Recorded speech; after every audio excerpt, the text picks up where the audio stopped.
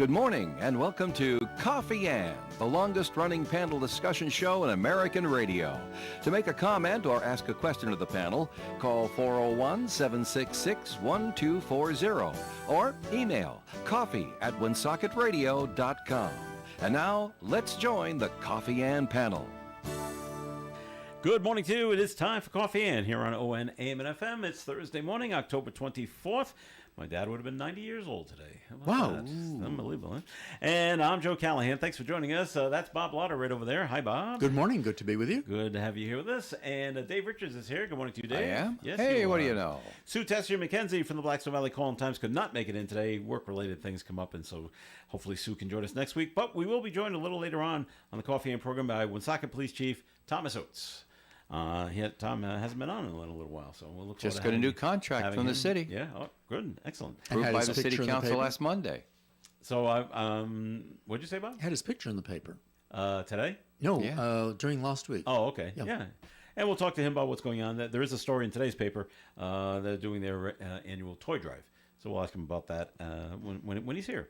So I wanted to bring this up to Bob because it was a few years ago. We were talking about breakfast cereal for whatever reason, and the question comes up is, do you mix your breakfast cereals? I learned this as a kid. You know, you get the box out of the sugar pops. They don't call them sugar pops anymore. No, Sorry, they can't. Corn pops is what they Yeah, call that's them. right. And then, there's only a little left. Didn't fill up the bowl. So then I would go grab the Cheerios, and then you pour the Cheerios on top, and people look at me like I got three heads. What are you doing mixing? It's an adventure. You're insane. It's an adventure. Well, And Bob, that Bob is look at me that like is that a right now. that is a conclusion we've all come to that had nothing to do with your cereal consumption. Now, I asked we Bob- just thought that on general principles you were probably, well, maybe not insane, but All right. needed guidance. Well, I asked Bob if he did this, and he said no, only because Bob only eats one cereal. Right. So when he runs out of the box of one, he just goes grab another box. It's the same cereal, so there's Right. no mixing going on. Correct. I said, well, I do this, and I think it's a brilliant idea. Bob, I wanted to bring this up to you for the last few weeks, and I kept forgetting. I've been in Stop and Shop. Mm-hmm. General Mills has done it. There's a football player for the Kansas City Chiefs, Travis Kelce. He's promoting this cereal, and they have mixed 3 of their best-known brands are now all in one box. Oh, So wow. So you can the mixing has already taken place. So inside it's like Cinnamon Toast Crunch and Trix and there's a third one I can't remember, but the cereal is already mixed for you in the box. Man, this is the answer to your But confusion. I've had this idea since I was 10. right. And General Mills finally got around to doing it. Well, it may Of work course, or may not. You're right, and it'll I sell because I remember when package. somebody got smart and sold a jar with peanut butter and grape jelly mixed together. So I think that's a lousy idea because I've tried it. And I said this is not right. Do you know how close you have come to fame? I mean, if you had come up with this plan back when you really started it, you would be going out with Taylor Swift, and Yeah, Travis Kelce would that's just be history. Yeah, that's so true. See, but my idea is different. You see, you can't mix sugary cereal with sugary cereal. So that's wrong. Oh yeah. You got to go with like the Raisin Bran, and then you throw like Frosted Flakes on top. Or shredded wheat and Cheerios. Yeah, Wait. well, that's still kind of A lot of people put sugar on top of cereal. So I don't what, do that. So, Oh, okay. I'm sorry if it's healthy, Joe. but like Cocoa Krispies and then Cheerios. That's another great, or Wheat Chex, another great combination. You can't go sugary cereal. That's wrong. But where you go wrong is all the milk has got sugar in it. I know it does. Yeah. Bob eats the cereal without milk. Where did you learn to do that? I don't know. It's just the way. Even as a kid? No, not as a kid. All right. Just probably for the last 20 Oh, years just or recently. something. Okay. Well, Not 20 something years. you picked up in college? I don't recall that in college. No. Okay. In college, you had better selections in the, well, not the mess hall, the cafeteria, But, than eating Mess eating cereal. They But usually did had you- eggs and ham and things like Did that. you get this idea from somebody else not to have milk in the cereal and say, I'll just give it a try? I have no recollection of that, man. No, I don't really? know. You don't know? No. Okay. Don't you think just it'd be more curious. likely that there just wasn't any milk one morning and he still ate Maybe, breakfast? maybe. That could be too. All right. Now, how about this? When you brush your teeth, All right, you Yeah. put the toothpaste on the brush, and then you rinse it with the water. Right. Do you use cold water or hot water, I usually use cold water. Dave? It depends. What? On what? It depends how much toothpaste there is there and how the sink has been draining recently. I use well, that's my logical mind. I will use hot water more often if the sink has been draining a little slowly. That perhaps it will clear up. I won't have to get out the plunger or anything like that. And the cold water when it just doesn't matter. So which do you prefer when you're actually brushing your teeth? Cold. Okay. How about you? I use hot. And All the right. reason I started doing it is I have an older brother who would start his day. He used to have a home office, and he didn't like drinking coffee that much, but he wanted something hot in the morning, so he started his day with a mug of hot water. Yeah. A lot of Okay. people do that. Okay, and so I said, well, that's interesting. And then I said, I wonder what it would be like to use hot water to brush your teeth, because I didn't want a mug of it. And I've now gotten so used to it, I went back to using cold one time and hated it. I have to use hot water now. Changes the taste of the It toothpaste does. too. So I have to stay with hot water to brush my teeth. I will have to experiment with your plan. I mean, not hot, Right. steaming hot, but warm-ish to hot. I think the Just give it- reason I've give it a always used try. cold is Well, because, that's what you were taught, right? well, that's what I not only was. that, but the water heater was in the basement. The bathroom where I was brushing my teeth was usually on the second floor. It takes a long time for the hot water to get up there. Right. I didn't want to waste all the water between the time I turned on the faucet and actually used it, and so I've always used cold water. I will give your plan a try. Well, just see what you think about it.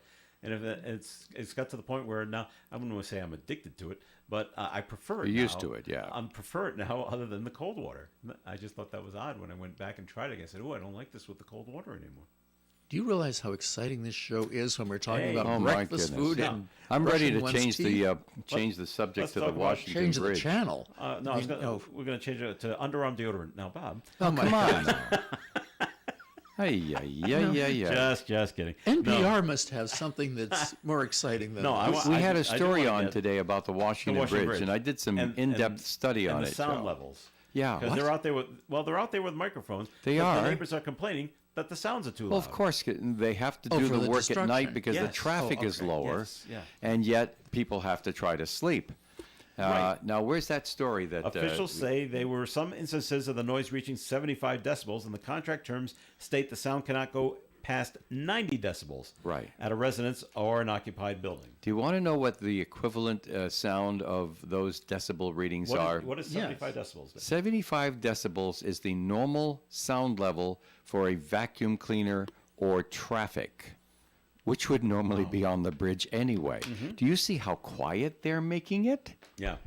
An alarm clock is 80 decibels Well, that's why it wakes you up. to your ears, right? Okay. Do you 90? know what the legal limit is? This is their own self-imposed limit, 90 decibels.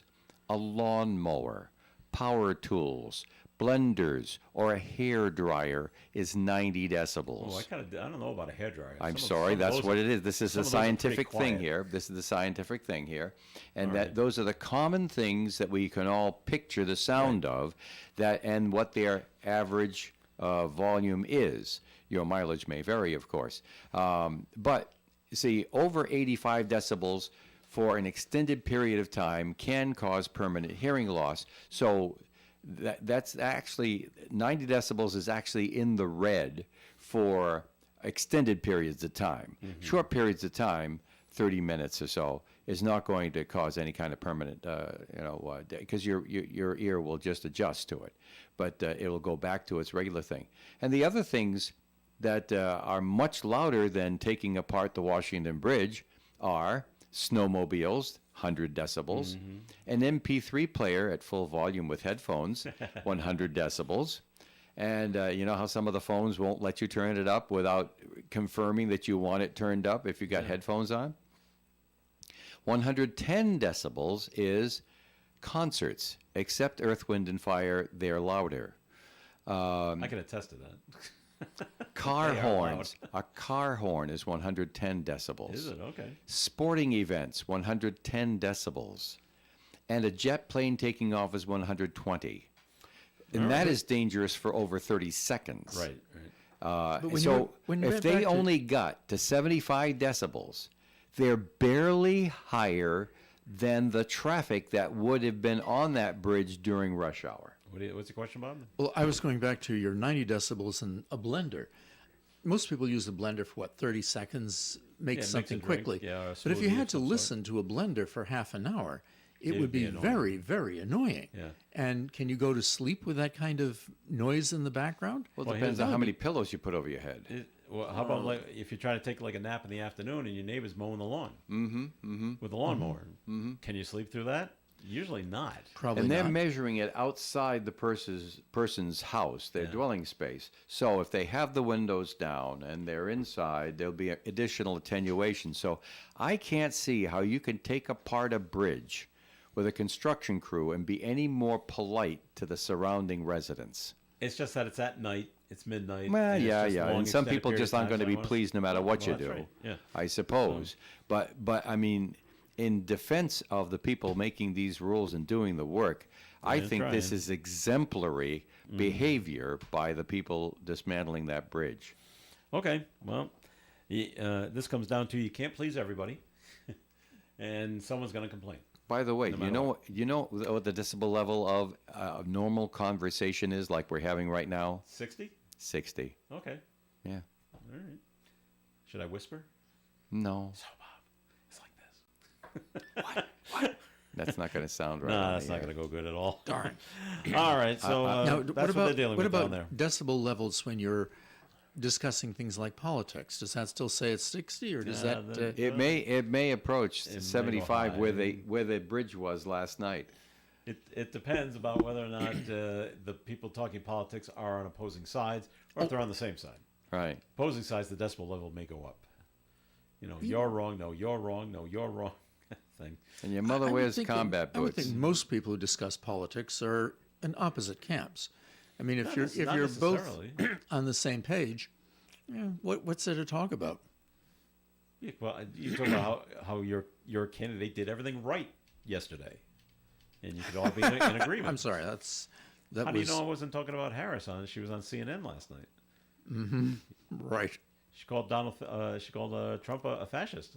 Oh, that's Yeah. nice. That's nice. Thinks he meets the definition, is what she said. Yeah.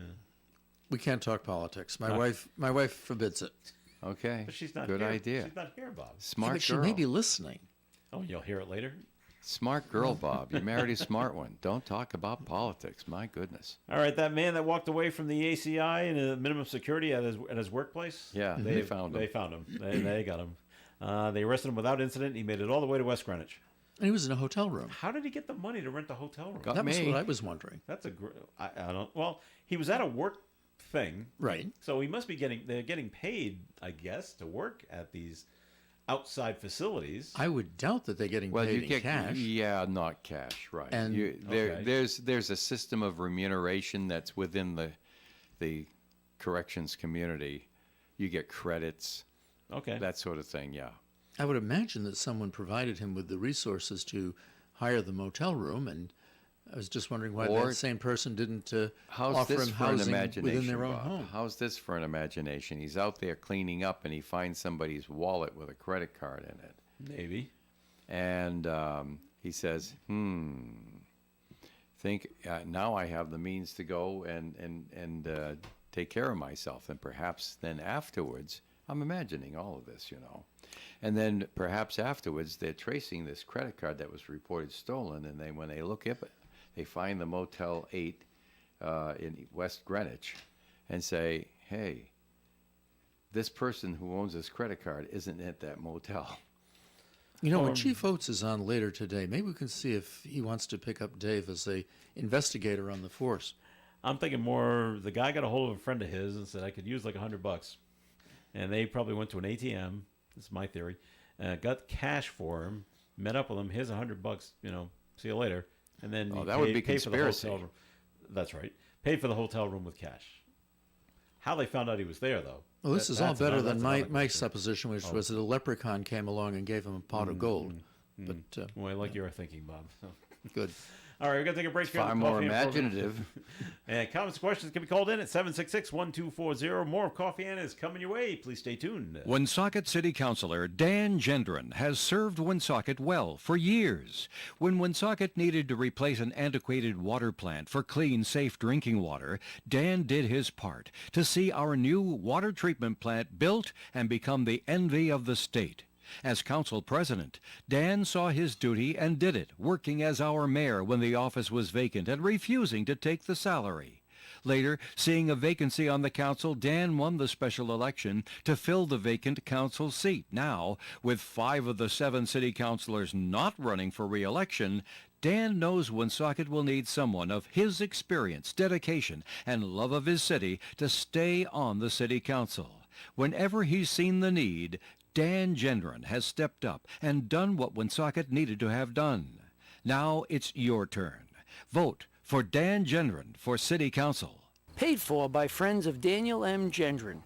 Entertainment at Chan's. You saw them at Autumn Fest. They brought down the house. They're at Chan's tomorrow night, Friday, October 25th at 8 p.m. through the doors. The premier multimedia tribute band featuring Jim Morrison and the Doors music, led by the incredible Ernie Potter for so many years, but now with the addition of Gabe Joliker as young Jim Morrison. People love it. Reserve early. Reserve tickets, $25 in advance, $30 at the door for Through the Doors tomorrow night at Chan's. Then on Saturday night, October 26th, Stefan Kutcher and Moondog, $15 in advance, $20 at the door. Halloween party with Stefan and Moondog. Very special light show and set decor. I promise an out-of-body experience. And then, hey, listen, if you're not doing anything on Halloween itself, October 31st, Deep River Acoustic Band. It's Trick or Treat with Alec and the Gang, featuring lead vocalist Alec Antonio Badetto, and he's front and center. Senator Rick Good on guitar, Dave Hines on bass, and Mike Duca on Cajun. Cajun? I'll have to see that one. 7 o'clock, Halloween night, trick or treat at Chan's, 267 Main Street in Woonsocket. Oh, yeah, they got great food, too. Drop on by to Chan's. The Coffee and Panel is enjoying coffee from Down East Coffee Roasters. All their coffee is roasted right here in Rhode Island. Down East Coffee Roasters is available at all Little General stores. Have you heard of Scott McGee with Remax Properties? He's been selling real estate in Rhode Island and Massachusetts for the last 17 years, and you can see that he loves what he does. Scott, as well as his team, take pride in what they call the fair and honest team. No gimmicks. And no, they're not buying your house if it doesn't sell, etc. Just fair and honest real estate. Scott personally works with tons of sellers and buyers and specializes in residential properties as well as commercial, and he's always very fair and offers super competitive rates. Remember, this is probably the biggest move in dollars that you will ever spend or receive. You want to go with a trusted and experienced agent. Scott is fair, honest, and modest, always puts the clients first, and he also dealt with literally almost any situation. You really need to look at your real estate needs as a business. You want to pay and get the right money now so that you're not paying for it later. Trust me. So why not give Scott McGee a call at 401-639-2906. That's 401-639-2906. It's Coffee In here on ONAM and FM. Thanks for joining us. Joe Callahan here with Bob Lauder. Dave Richards is here as When well. you throw something out on the curb for the trash pickup. We're just Not talking about yours anymore. the Shohei Ohtani's 50th home run baseball sold at auction for $4-point-something million.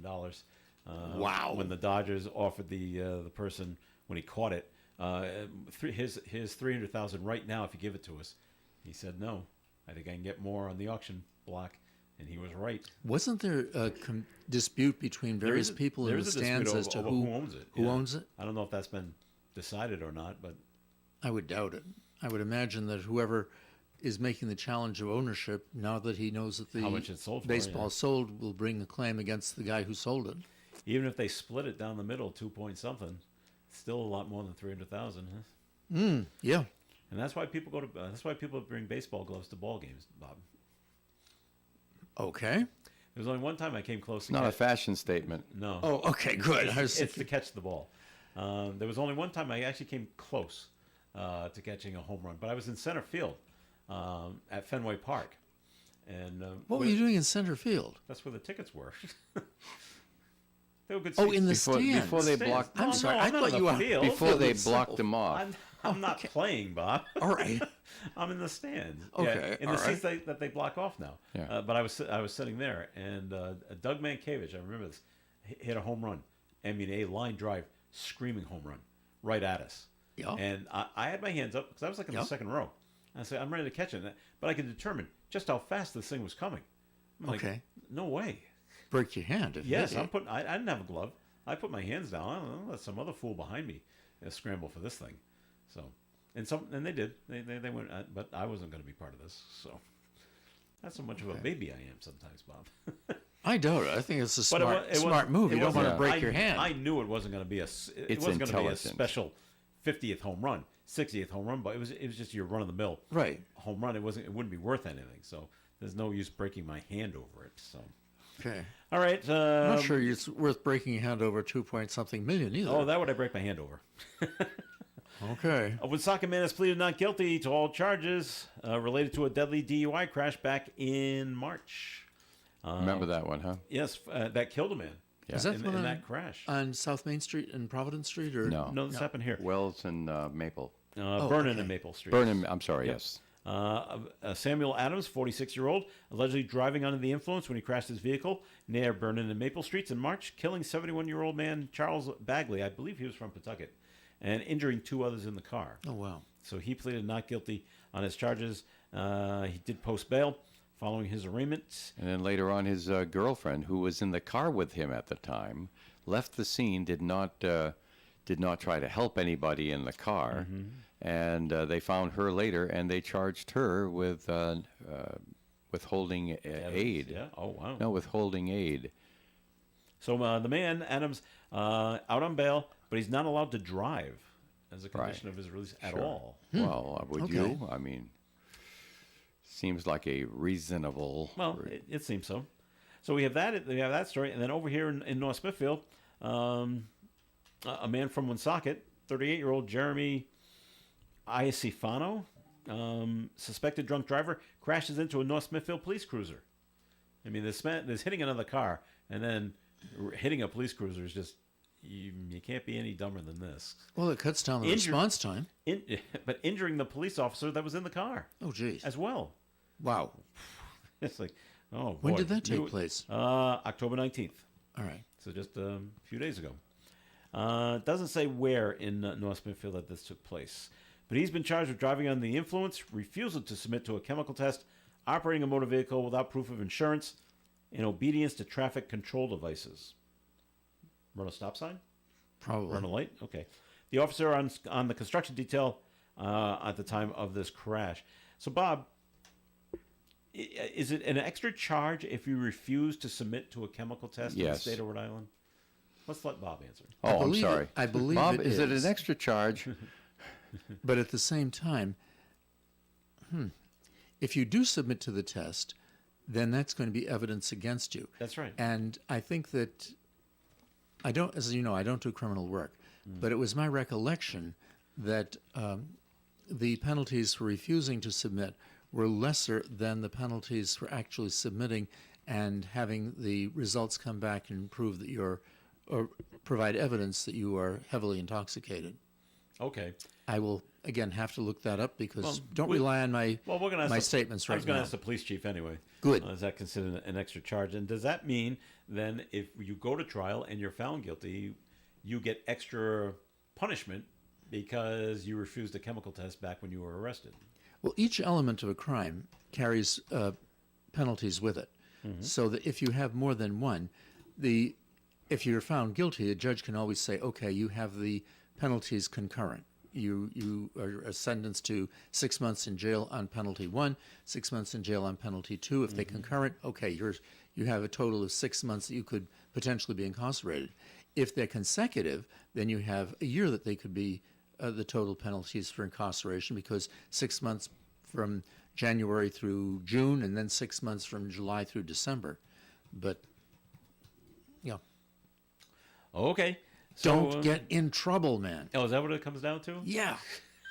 Just fly right, Fly right. stay straight, and okay, got it, gotcha. But it makes you wonder if you are driving under the influence, and maybe do you have enough wherewithal with you to remember, hey, don't refuse to do the drug test because it can only work against you. My recollection was it can work against you. Right. Yeah. Oh, okay. But let's ask the chief. We will when he gets here. So, stuff in other news, things are going on all over, and it makes me scratch my head. A book signing with former U.S. House Speaker Nancy Pelosi in Cambridge was disrupted by protesters demanding an end to Israelis' war with Gaza. What I don't understand is in other countries, are they interrupting someone's book signing in France because they don't want Trump to be president of the United States? I don't see what they're trying to prove here by disrupting her because they want peace in Gaza Strip. Well, she used to be the leader in the House, but Speaker, yeah. Speaker of the House. I don't believe she's in elective office any longer. So they may be figuring that this is a way to try and bring attention to their plan. I really am concerned about the war in Gaza because I don't know if Israel has ever spoken about what is their overall end objective in the war. I know they're fighting against Hezbollah and Hamas, but do they expect that Gaza is going to be able to have some type of government on its own so that it can deal with Hezbollah and Hamas, or are they planning to have some type of invasion force where they take over Gaza and run the country itself? Right now, their aim seems to be the elimination of Hezbollah and Gaza. That makes some degree of sense. But what do you have after that? And I think that I'm not sure that they have spoken and elucidated exactly what their overall goal is. And I think that's important. Or do they think that Netanyahu is watching news from the United States, and they see, oh, look at these people protesting Nancy Pelosi. They want an end to the war. Oh, I should listen to them and put an end to the war. I think that's the protest highly is unlikely. So do I.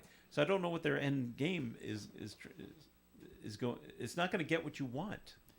Well, it's getting publicity, and that's Yeah. probably what they want, to bring attention to the sufferings that are taking place in Gaza. All right. And now it's expanding into Lebanon, which is another very troublesome issue. And then I think I heard this morning that Turkey, I think they hit at Syria. There was a terrorist or alleged terrorist attack on a facility that manufactures aerospace technology in Turkey. Yeah. And I think it was by two people, but they believe that they were part of an organization that is headquartered in Iraq, and I think Syria rather, and I think that's where they took some degree of revenge. Yes. All right, to the panel, 766-1240 to Joe and Bob. Well, Bob's not even going to know who this guy is. Okay. Fernando Valenzuela is the only pitcher to do this in the same season. Didn't he really recently die? He just passed away. Right. He won the Cy Young Award and Rookie of the Year in the same season. I think those are the two he won. I am impressed that one of our listeners actually thinks that I might know this. This is fantastic. Thank you. I'm surprised you even know who Fernando is. Well, I saw the article about his passing. Oh, okay. All right. And then we have the two people that got injured. You know, it's tough when you can't go to the Boston Celtics home game because it was a sellout. But they had, we're going to put up big screens at Boston City Hall Plaza. You can come watch the game there with like 1,000 of your closest friends. Good. And the really big screens, and that'll be a lot of fun. You can cheer on. It's just like being there. And then you get hit in the head with a drone. Golly. Because TNT was there filming they were broadcasting the game. Right. And so okay, let's show the crowd outside, and everybody, yeah, it's us on TV, and like that. So Dave saw it, and he said it hit a light pole. Well, yeah, the Flew into a light pole? drone pilot has a lot to look at while they're looking at a screen to see what picture they're taking for their employer, and then they're keeping an eye on the drone. The people were in a place where there were trees and light poles and stuff like that. He successfully kept the picture on the screen that his employers wanted while navigating it between two trees, and instead he hit the light pole. Oops. It was not high enough. He hit a light pole. And that's the whole thing, that you have to have a certain amount of altitude. He didn't have enough altitude. So he navigated between the two trees just fine, hit the light pole. When it hit the light pole, it broke and fell to the ground, and the people were there. Two people got injured. Yeah. Wow. Well, One of them was taken to the hospital. They're not expecting The this. lady was taken to the hospital. It this hit piece her of, head. machinery Another to guy fall got out it of on the the sky. hand. Yeah. Somebody else, they say, had an unspecified injury. Some guy, I guess, was looking to sue somebody. So he said he had an injury too after everything was over with. I don't know. But the lady was put in a stretcher and taken to the hospital. All right. Well, we sue everybody, Bob. We go off to TNT. We go off to CNN because they own TNT, and we go off to the NBA and the Celtics for my $50 head wound. Since this is an area in which I am familiar, not with falling drones, but But you can't practice in mass, so there we go. We're all set. that's true. All right, we're going to take a break here on Coffee and it's time for the weather forecast, being brought to you by Progressive Insurance. Partly sunny skies today with a high of 68 degrees and a breeze from the northwest up to 25 miles per hour. Tonight, mostly clear skies and an overnight low of 40 degrees with a breeze from the north. Friday's weather, sunshine and 62. Saturday, mostly sunny and 64. Sunday, sunshine and 55. Monday, sunshine and 52. Tuesday, sunshine and 63. And on Wednesday, partial sunshine and a high near 72 degrees. Outside the Navigant Credit Union broadcast studio on the corner of Park Avenue and Kennedy Street, where we do have partly cloudy skies and 61 degrees. Your small business keeps you on the go. Progressive Commercial Insurance keeps your policy within reach with their easy-to-use mobile app. Learn more at progressivecommercial.com. Whether you own a restaurant or an auto repair shop, you need as many customers as you can get. Every business does. Don't limit yourself to one newspaper. Get the power of 2 daily newspapers for the price of 1. The Blackstone Valley's Call and Times deliver customers from all over the valley with just one phone call. Phone 767-8500 for twice the effectiveness over twice the area. The Call and the Times. Krakow Deli Bakery Smokehouse offers authentic homemade Polish food to make your next meal special. Try our many varieties of hot and fresh pierogies with onions and what they call dirty sour cream. Or pick up gołąbki, kielbasa, babkas, or some fresh rye bread. We also offer a large selection of specialty and imported foods. Open Tuesdays, Thursdays, and Fridays, 9 in the morning till 6 p.m., Wednesdays, 9 a.m. to 5 p.m., Saturdays from 8 to 5 p.m. It's Krakow Deli Bakery Smokehouse. Follow us on Facebook and learn about our weekly specials. Located at 855 Social Street, Woonsocket, Krakow Deli Bakery Smokehouse has all the authentic Polish foods you love. Hi, this is Gary Smith. Join me for Do You Remember, Tuesday through Friday mornings at 9:30 here on ON Radio. Coffee Inn on ON Radio. Thanks for joining us. This is Joe Callahan here with Bob Lauder. We're being joined at the Coffee Inn table by Woonsocket Police Chief Thomas Oates. How are you, Chief? Hey, good morning. How are you, Joe? Good. Nice to have you here. And we're going to get to Chief in just a minute. But, Bob, it's time for our first message from your law office, please. Great, thank you. Good morning. This is Attorney Bob Lauder. I'd like to talk to you this morning about land and the liability which may result from an individual's unauthorized invasion of the land of another. One of the earliest cases involving invasion of one's land is that of Doherty versus Stepp, and it was decided in North Carolina way back in 1835. It arose when the defendant, Stepp, entered on the unenclosed land owned by the plaintiff. The defendant was accompanied by a surveyor and chain carriers. And back in 1835, dimensions for surveys were frequently measured in rods and links, and chain carriers were used to hold the measuring instruments taut to determine linear measured distances. The purpose of the defendant was to survey a portion of the land which he claimed to be his own. None of the trees on the land were marked by the surveyor, and the surveyor made no alterations to any of the vegetation. When the landowner learned of the invasion, he sued Stepp, claiming that this was a trespass and he was entitled to financial damages. The Supreme Court of North Carolina ruled that while the amount of damages arising from the entry would depend upon the acts done on the land, It is an elementary principle that every unauthorized entry is unlawful and constitutes a trespass.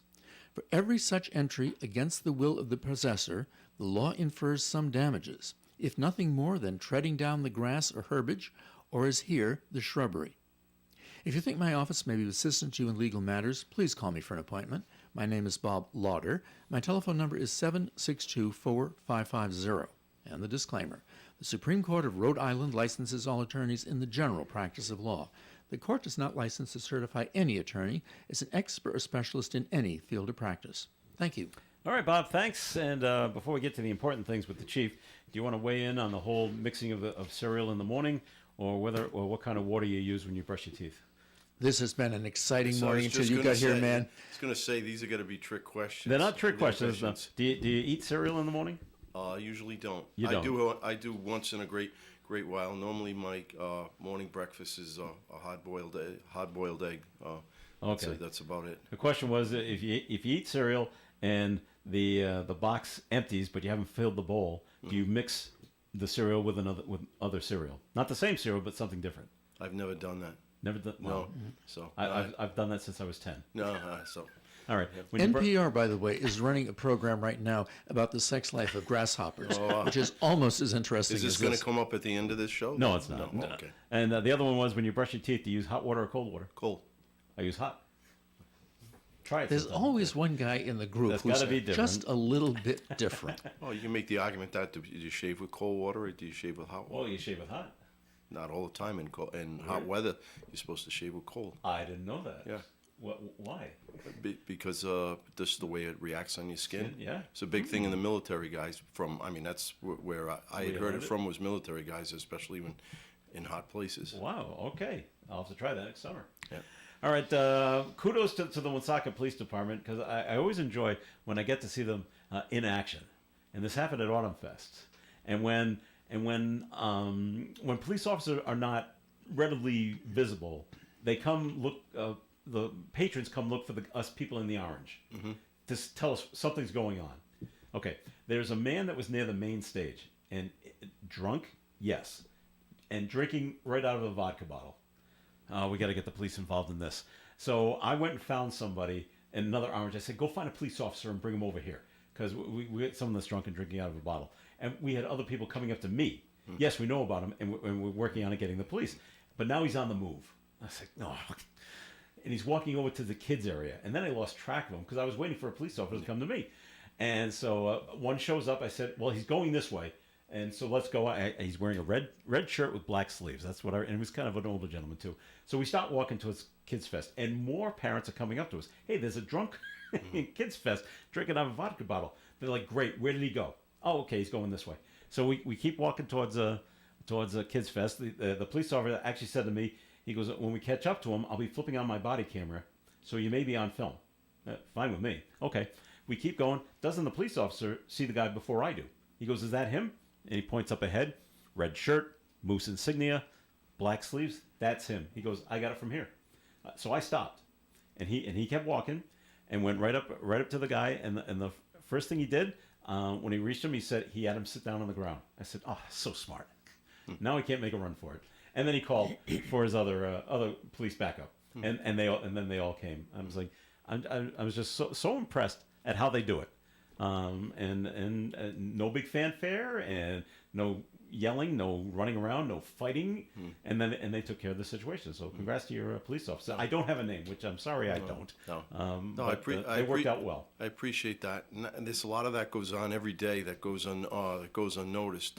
I have a great crew of officers that really do a good job interacting with the public on even minor situations like that. But those minor situations, as you said, depending on how you escalate it or de-escalate it, can turn into a pretty good fight. I mean, we've had some pretty good fights with drunks over the years. Oh, I'm sure. I mean, I'm glad it worked out that way, because, that's Autumn Fest is a great thing. We had very minimal issues this year. I was going to ask you about that. Yeah, we had a fight on the first night between I think a 16 and 18-year-old in the carnival area. All right. But that was broken up, and they were both charged with disorderly conduct, because we don't tolerate any of that in the public like that. But other than that, the rest of it, other than like you said, there was a couple instances with people who maybe had too much of a good time, and that individual you talk about sounds like he's not part of the event. He just came to the event. He was there to have a good time, and he was having a good time in front of the main stage for a little while. But once and we're watching him, I was like, well, and you know, I don't know. What do you think? I'm talking with another another steering committee member. He's acting kind of drunk. Well, I can't prove. But then he pulled the bottle out of his jacket. I was like, well, we can't have this. No. So we got to get the police involved right here. So the other things going on, we got a story, and we wanted to ask you the question, Chief. There was a man from Woonsocket. He crashed into a police cruiser in North Smithfield, and he refused to take a breathalyzer test. So is that an extra charge?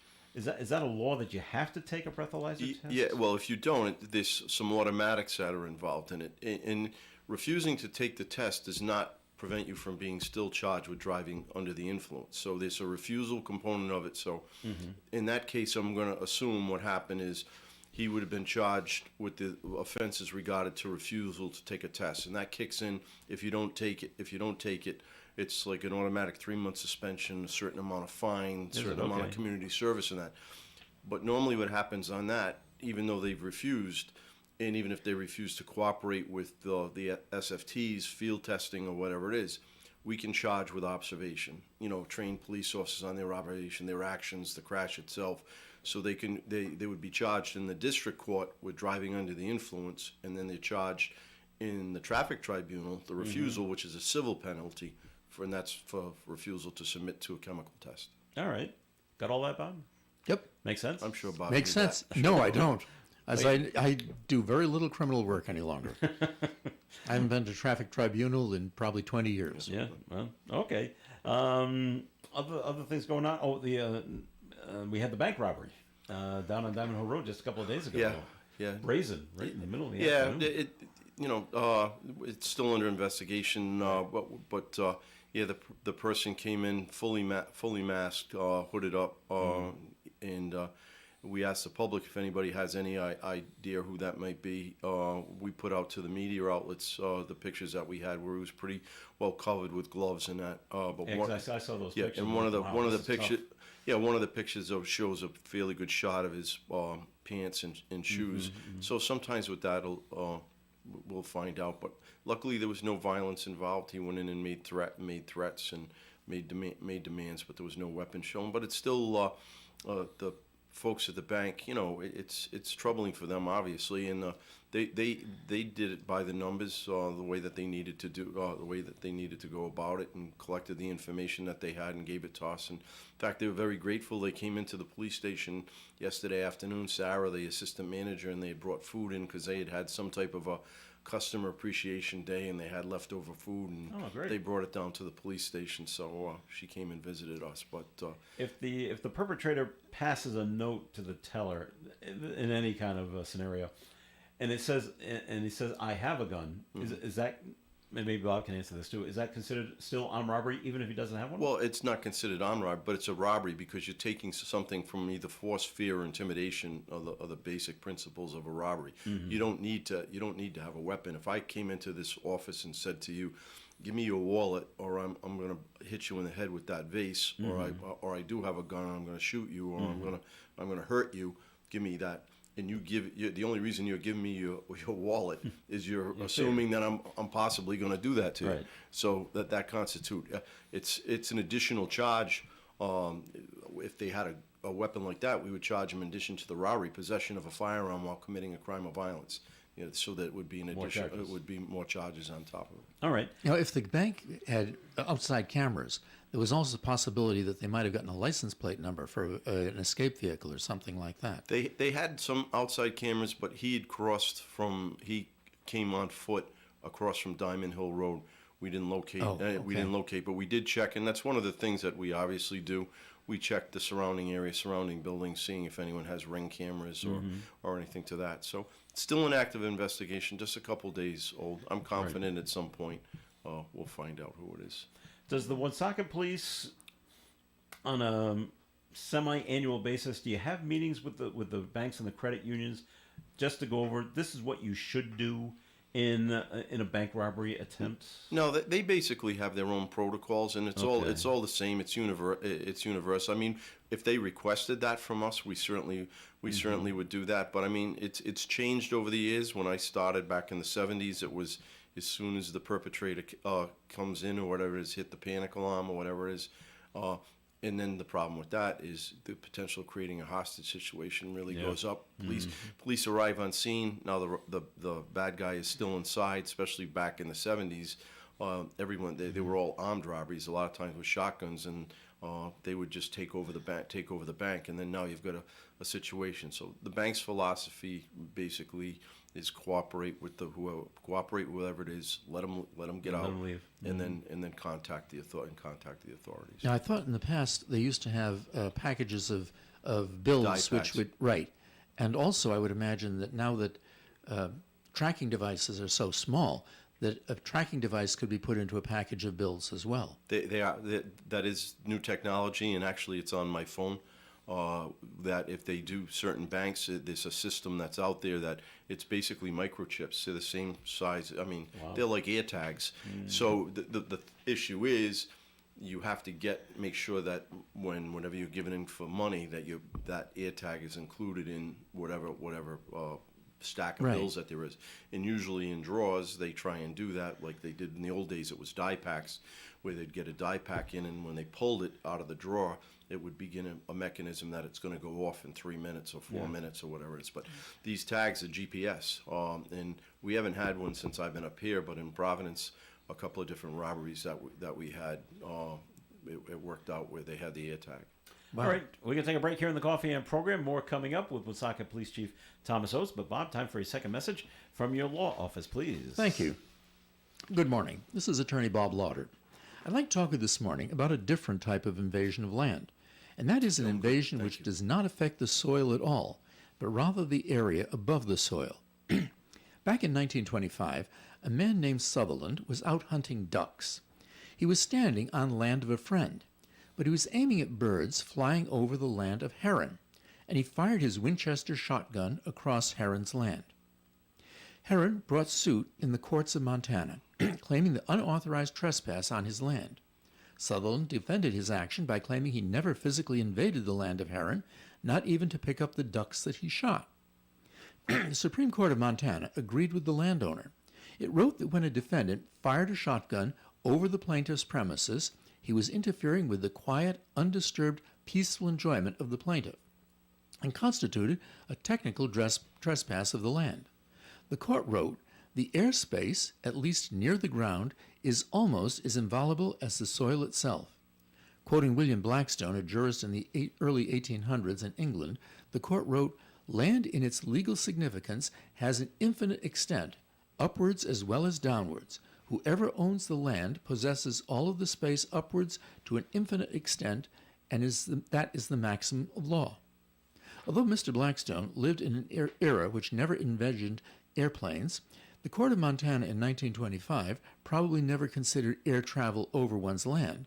The concept of unauthorized invasion of the space, at least near the ground, over the property of another, constitutes trespass just as inviolable today. If you think my office may have assistance you in legal matters, please call me for an appointment. My name is Bob Lauder. My telephone number is 762-4550. And the disclaimer. The Supreme Court of Rhode Island licenses all attorneys in the general practice of law. The court does not license or certify any attorney. It's an expert or specialist in any field of practice. Thank you. But Bob, the big question is who owns the dead ducks? Aha! It's you shot on my land, Right. and they fell on my land. Are the dead ducks mine or the person that shot them? I would imagine say they're they- yours. The landowner. Right. Right. I agree with that. Okay. You agree with that, Chief? Possession's 9/10 of the law, isn't that? You what shot they it on say? That my is land, so best they're answer. mine. Okay. But no one went to go get he was just shooting ducks for fun? I don't know, but he didn't go on the land to pick up the ducks. Wow. Well, okay. They did strange things back there in the 1800s for fun. Oh, yeah. There was Well, no internet, so what are you going to do? We're going to take a break here in the Coffee and program. More coming up. Stay tuned. You know, when you're paying the right price for protection, you just know it. It's that warm, fuzzy, totally secure feeling, knowing that you're not only getting great coverage, but you're also not paying too much for it. And when it comes to your insurance, there's no one better at getting the right price for your protection than Allstate agents Kara and Celeste Benjamin, because they know when it comes to your bank account, every penny counts towards something bigger, something better. Like a nicer car, that home update you've been dreaming of, or a phone that's fresh out of the box. Those little or big things that we work so hard for. And Kara and Celeste Benjamin want to help you work a little less by getting you the coverage you need and the savings you deserve when you switch to Allstate. Contact Kara and Celeste Benjamin at the Benjamin Agency. One agency, 2 locations in North Smithfield and Bellingham. 765-5000 for a free quote today.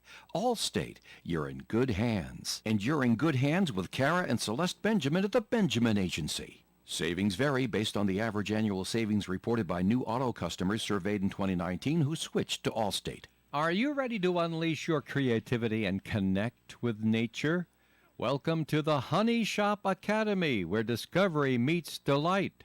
The Honey Shop Academy is in the same building as the famous Honey Shop store on Park Avenue, next door to Navigant Credit Union, and they offer a variety of exciting programs and private classes, perfect for groups of 10 to 15 people. And whether you're looking for a fun night out or a unique team-building experience, they've got something for you at the Honey Shop Academy.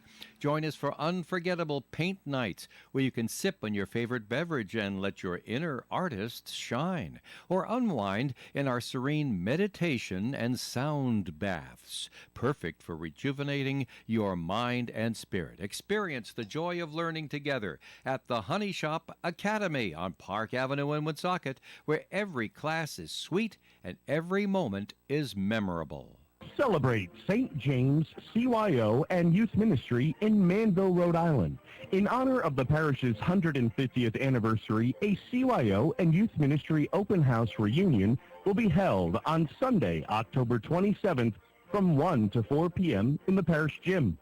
Reconnect with friends and relive your favorite memories from sports, dances, plays, singing in the choir, and more. For more information, visit stjamesmanville.org. That's S-A-I-N-T, jamesmanville.org. Don't miss out. Spread the word and celebrate with us.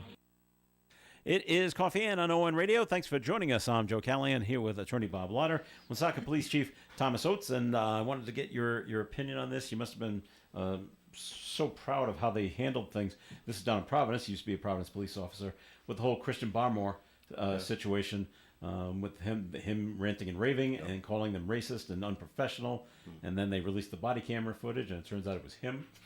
And even the police chief down there, and I think the police union's president came out and said no, it was him, and gee, we want an apology from him, and they got one. Yeah. Now, did that surprise you? No, I have to say, I have to give the apology. Is yeah, right. no, I have to give the young man credit that he did ultimately come and make the mistake. But the troubling thing about it is thank God for body cameras. I mean, we have them here, 2 now, and I've had events that people have complained about my officers. One just recently to Black Lives Matter, and actually sat with the folks from Black Lives Matter. I had video from 9 officers. He had some video. Yeah, he had video that they gave him that was about 5 minutes into the interaction and not from the beginning to then with all the aspects of it. So it eliminates that he said, she said, what it is. But, Shane, when someone does something like that, and I'm glad they accepted his apology and did rightfully so. And we move on. But move on. But his mindset for what he put in motion. A lot of times when people make complaints about police, the complaint is the front splash, and everybody sees the complaint. The investigation that goes on, and a month or so later when it comes out, not particularly in this case where the officers are cleared of it, nobody sees it, nobody hears it, but they remember the complaint. But no, body cameras are a good thing. The police chiefs fought for that, and the legislature funded it. That's a question whether they're going to refund it. It was a 5-year funding cycle, so we're going to see. If not, it's a big expense. It's over $100,000 a year for for a lot of departments. My department, between tasers and that, it's $100,000 a year, but a good portion of that's all of the body camera aspect of it is funded by the state, and it's something I don't see how you have it, how you can't. How do you go back? Yeah, I don't think you could ever go back. Because it must be used quite a bit in trials. Our DUI conviction rate has gone Up. We're not going any trials. The defense attorneys on the majority of them. I think with one of them, they told me 1 week a few months ago when we first had them, out of the six cases that they had slated that were going to go to trial, 5 of them pled out after they saw the video camera. And they said, okay. So, yeah, Now, when you're you're right. referring to tasers, do tasers become obsolete and just lose their effectiveness over time? Do you have to replace them, or No, they're new they're battery powered. They're battery powered, so it's just like it's like a flashlight. There are newer models. We do have a newer model taser, and actually we don't have the newest model taser now. Actually allows you to fire multiple times, where the current ones that we have only allow for usually one to two shots. can these just be new batteries in the equipment, or do Yeah. you have to get new equipment in its No, entirety? no, it's the battery. The battery fits in. In fact, one of the officers I was just saw him up on in one of the back hallways of my place and asked him if he needed something, and he said no, he just was replacing the battery on his taser. Okay. With the taser, though, when you shoot it, it's like little wires. Right. Okay. Once those have been deployed, do you reel them back in? No. Or That's one and done, and it's a throw those it's a away? cartridge It is. that's fired, and it's one and done. And then obviously when we do taser somebody, we actually leave the prongs in. We leave the prongs in, transport them to a hospital, and They take care and of they take it out. A lot of times a lot of times they'll fall out themselves, once it's happened. But we don't do that, and we have a protocol. Even if they do fall out, anybody that we've had to deploy a taser on gets medically screened before they go to the police station. On the cartridges for the taser, how many cartridges can the taser hold? Just one. Just one. So Yeah, they have a to spare. reload it. They have a spare cartridge. That Okay. They carry. Alrighty. So you better hit them, right? But that's why the new taser that's out, and they're just being deployed now. And when part of the contract we have with Axon was the tasers is that they at a certain point are going to have to reissue all new tasers, and when that comes, they'll be issued the new model taser, which I believe has up to like 10 you could up the ability to wow. take 10 shots before you were out. How far do you have to be from the person you're trying to tase before you can shoot it? Before you They don't you let can't be 100 feet because you probably just fall no, around. it's usually the 5 to 15 feet, 20 Okay. feet is usually the closest you would want to get would be 5 feet, in even some cases with that. Because there is the ability with the taser too, you can actually, what they call dry taser somebody, where you just make contact with the skin, don't pull the trigger on the projectile. Oh, okay. And it does the shocking Same thing? effect. Yeah. Okay. Switching subjects, but keeping it with the Woonsocket Police Department, the annual Ray Auger Memorial Toy Drive is coming up Yeah. for that the Woonsocket Police Department foresees. And this is Captain John Picard. This is his baby. Yeah, he took it over from Sergeant Scully, who retired, Detective Sergeant Scully. He was the main person when I first got back here in 2016. Captain Pickard's done a great job adopting that, taking it over. It's a lot of work involved in it. Knights of Columbus, we partnered with them too, which is something that's changed over the last couple of years. They're great partners. Also, Captain Cunanan from Mount St. Charles, his girls from the basketball team have been helping in the past couple of years. And we've been doing it in conjunction with the Knights up at St. Joseph's up on Menden Road. So they have a hall that helps us sort the toys, and toys will get delivered to the police department. And then they have a big event where up there on a Saturday where people can drop off toys. But we're to the point now where I think last year it was close to 300 families that we distributed toys to like I said, with the help. It's a great group effort, and now that it's come together, they've really got it down to kind of like a science. But in the the family of the dispatcher is still all involved. They're at all Yep. they're at all the events too. How does a family make an application to be considered? This an advertisement where we have them stop by the police station and they write out the information that they like. We don't want to do it online because we'd be overwhelmed, and we don't want to be able to not promise what we can. So at some point, we eventually, unfortunately, have to basically shut it off. But with them, they come into the police department, leave their names, address, the ages of their children, and then we try and accommodate as best we can. Wow. KSC great. will be holding a collection event of toys next month, Saturday, November 30th, St. Joseph's Church, from 10 to 2 p.m. And then, like you said, Captain Cunanan and his team will be having another collection event at Mount St. Charles, 800 Logis Street on Sunday, December 1st, from 11 to 2. And if you can't make any of those, you can drop off toys at Woonsocket Police Headquarters at any time. That's correct. Starting now? We're open 24 hours a day. Yeah. But can Yeah, you start dropping sure you off now? can. Okay. Yeah, we'll take them whenever that they can come in. Well, it's great it'd that be you better take if they care of wait a this. little bit for our storage purposes. But if they have a burning desire to drop them off now, then we're not going to refuse anybody. All right. Are there any age elements that should go into this? If I was to go and try and get something, what? It ranges in age, but one of the things that we don't get a lot of usually, there's a lot of toys usually for kids in that infant to 5 and 6 years old. We don't get a lot of stuff for young adults, kids that are 12, 13, 14. So something along those lines, something that they would be more interested in. It just says in the article, Bob, that Captain Picard says younger children may be the easiest to buy for, but boys and girls between 10 and 12 probably aren't playing with trucks and dolls anymore, so they can be challenging. Picard recommends going to the store and just looking around before picking something out. So. I have no recollection of what my daughter was interested in at 12 and 14, so Oh, yeah, I think that's it's your probably wife. completely changed. I mean, I had two girls too, and I think Cabbage Patch dolls were the big thing back then. They don't even exist anymore. Not anymore. Yeah. All right, that'll do it for the show for today. We thank you very much for listening. And Woonsocket Police Chief Tom Oates, thanks for coming in today. Pleasure as always, Joe. Always great Bob, having nice you to here. see you too. great to see you. Bob, thanks for coming in today. Thank you for inviting me. Hope to be with you next week. All right, this is Joe Callahan. Have a great day, everyone. Stay tuned for Gary Smith and the crew. Do you remember at 9:30 right here on ON AM and FM. Broadcasting live and local daily from the Navigant Credit Union broadcast studio at the corner of Park Avenue and Kennedy Street. This is WOON Woonsocket Radio. And now, the news. A falling drone hurt 2 people during a watch party at Boston City Hall Plaza. They were in the crowd celebrating the raising of the Boston Celtics' 18th NBA championship banner.